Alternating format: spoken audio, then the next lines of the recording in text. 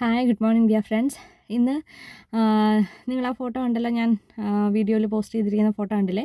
R J അഞ്ജലിയോട് മലയാളികൾ ക്ഷമിച്ചിരിക്കുന്നു. കുറച്ച് ദിവസങ്ങളായിട്ട് 2-3 ദിവസമായിട്ട് നമ്മുടെ ഓൺലൈൻ മീഡിയയിലെല്ലാം കിടന്ന്, സോഷ്യൽ മീഡിയയിലെല്ലാം കിടന്നങ്ങ് വൈറലായൊരു സാധനമാണ് മൂലമറ്റത്ത് നടന്ന മെഹന്തി കോലാഹലം അല്ലേ? അപ്പോൾ അതെന്താണെന്നൊന്നും ഞാൻ പിന്നെ ഇനിയിപ്പോൾ എടുത്തെടുത്ത് ഇങ്ങനെ പറഞ്ഞ് വെറുതെ ഇതാക്കേണ്ട കാര്യമില്ലല്ലോ. അപ്പോൾ ഞാനിപ്പോൾ ഇന്നലെ നോക്കിയപ്പോൾ കണ്ടതാണ് ആർ ജെ അഞ്ജലിയോട് മലയാളികൾ ക്ഷമിച്ചിരിക്കുന്നു എന്ന് പറഞ്ഞിരുന്നത്. അപ്പോൾ എനിക്കിത് കണ്ടപ്പോൾ ശരിക്കും നമ്മുടെ മന്നാർ മത്തായി സ്പീക്കിംഗ് എന്ന് പറഞ്ഞ ഫിലിമുണ്ടല്ലോ, അതിൽ ഇന്ദ്രൻസ് പേപ്പർ എടുത്ത് വെച്ച് വായിച്ചിട്ട് ജനാർദ്ദനോട് പറയുന്നുണ്ട്, ആശാൻ്റെ കാല് തല്ലിയൊടിച്ച് ബാലകൃഷ്ണനോട് ആശാൻ ക്ഷമിച്ചിരിക്കുന്നു എന്ന് പേപ്പറിനകത്ത് വരെ വന്നിട്ടുണ്ടെന്നൊക്കെ പറഞ്ഞ്. അപ്പോൾ എന്ന് പറഞ്ഞതുപോലെയാണ് എനിക്ക് ഫീൽ ചെയ്തത്.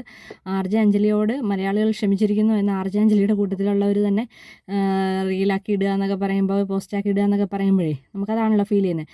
പിന്നെ ആർ ജെ അഞ്ജലിയോട് മലയാളികൾ ക്ഷമിച്ചോ ഇല്ലയോ എന്നുള്ളത്, ആർ ജെ അഞ്ജലി ചെയ്തത് ശുദ്ധ തെമ്മാടിത്തരമാണ്. അവർ വർഷങ്ങളായിട്ട് അവർ പറയുന്നുണ്ട്, അവർ പ്രാങ്ക് കോൾ ചെയ്യുന്ന 12 വർഷമായിട്ടൊക്കെ പ്രാങ്ക് കോൾ ചെയ്യുന്ന ആളാണ്. അവരുടെ ഭാഷ സഭ്യമല്ലാത്തതാണ് ഇപ്രാവശ്യം കുറച്ച് പ്രശ്നം രൂക്ഷമാക്കിയതാണെന്നാണ് ഫീൽ ചെയ്യുന്നത്. അതുമാത്രമല്ല, വളരെ മാന്യമായിട്ട് ജോലി ചെയ്യുന്ന ഒരു സ്ത്രീയോട് വിളിച്ച്, ഓരോരുത്തർക്കും അവനോൻ ചെയ്യുന്ന ജോലി ദൈവമാണ് അല്ലേ? ഓരോരുത്തർക്കും നമ്മുടെ അന്നം എന്ന് പറയുന്നത് നമ്മൾ ചെയ്യുന്ന ജോലി തന്നെയാണ്. അപ്പം എല്ലാവരും നമ്മുടെ ജോലി എന്ന് പറയുന്നത് നമുക്ക് എത്രയും വലുത് തന്നെയാണ്, അത്രയും വലുതാണ്. അപ്പോൾ അത് തീർത്തും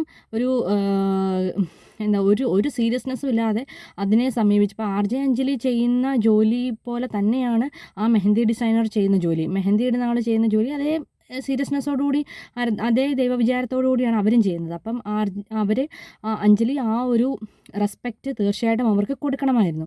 അത് അഞ്ജലിയുടെ ഭാഗത്തുനിന്നുണ്ടായില്ല. വർഷങ്ങളായിട്ട് പ്രാങ്ക് കോൾ ചെയ്യുന്നതാണ് എന്നൊക്കെയാണ് അവർ പറയുന്നത്. അപ്പം ഇത്രയും നാളും അങ്ങനെ അവർ പ്രാങ്ക് കോൾ ചെയ്തിട്ടുണ്ടെങ്കിൽ അതൊക്കെ കണ്ട് ആസ്വദിച്ച് പ്രോത്സാഹിപ്പിച്ച മലയാളികളും തെറ്റുകാർ തന്നെയാണെന്നേ പറയാൻ പറ്റുള്ളൂ. ഇനി അതവിടെ നിൽക്കട്ടെ, അവരതിന് ശേഷം മാപ്പ് പറഞ്ഞപ്പം ഇപ്പം നമ്മൾ പറയും to err is human, to forgive is divine. തെറ്റ് ചെയ്യുന്നത് മാനുഷികമാണ്, ക്ഷമിക്കുന്നത് ദൈവികമാണെന്ന് പറയാം അല്ലേ? അപ്പോൾ അവർ തെറ്റ് ചെയ്തു, അവർക്ക് ആ തെറ്റ് മനസ്സിലായി, അവർ മാപ്പും ചോദിക്കുന്നുണ്ട്. അപ്പോൾ തീർച്ചയായിട്ടും അവർ മാപ്പ് ചോദിച്ച സ്ഥിതിക്ക് അവർക്ക് മാപ്പ് കൊടുക്കാവുന്നതാണെന്നാണ് എൻ്റെ ഒരു അഭിപ്രായം. അവർക്ക് തെറ്റ് മനസ്സിലായി, അവർ ചെയ്തത് ശരിയാണെന്നല്ല പറയുന്നത്, അവർ ചെയ്തത് പറഞ്ഞല്ലോ, ശുദ്ധ തെമ്മാടിത്തരം തന്നെയാണ് അവർ ചെയ്തത്.